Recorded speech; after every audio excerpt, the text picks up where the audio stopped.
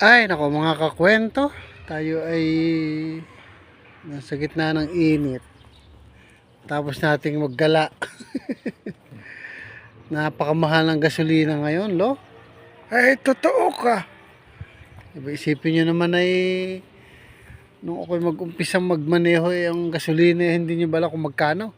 Ay, magkano? Ba? Nung ako'y mag-umpisa, ano pa lang yan eh. Nung ako'y matutong magmaneho, 15 ang 1 litro. Ha? Ay, ang mahal na. Bakit naman, lo? Bueno, okay, mag-umpisa din eh, 5 piso. 5 piso. Laki pala mura. Ay, anong araw yon? Ay, alam mo ba, pamasahe sa jeep nan? May magkano? Ay, 5. 5? 5 pesos? Hindi. 5 centavos. Aba. Eh, parang panahon pa ni Aguinaldo. Ay, talagang mura nung araw. At napakababa ng bilihin. Aba, eh ngayon, Jesus Marios. Sabi ko nga sa iyo na, kwento ko nung nakaraan eh. Eh, lalo ako lumalakas ngayong panahon na ito eh.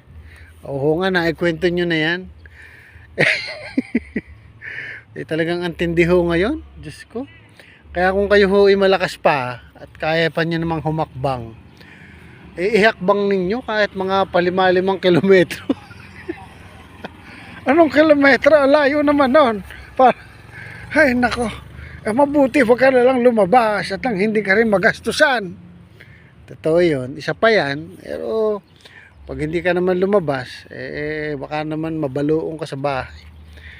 Ay, nako. Alam mo, ako hindi magtataka na darating ang panahon, eh, baka bumalik tayo sa paggamit ng mga lumang sinaunang gamit. Anong sinaunang lumang gamit? Ang gulo ah. Ay, hindi. Abay, kung kariton, tapos eh, kabayo. Abay, naabutan ko pa yung lolo ko. Eh, alam mo yung EDSA. Yung EDSA ngayon.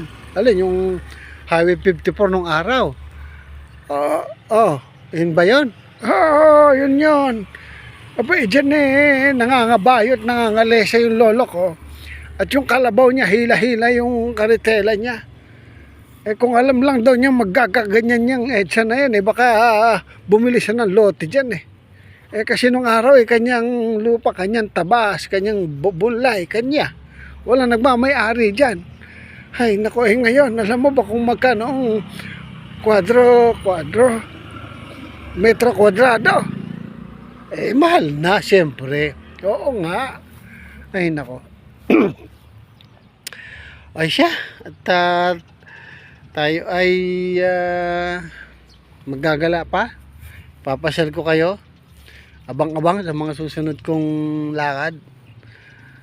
Ay, bye-bye!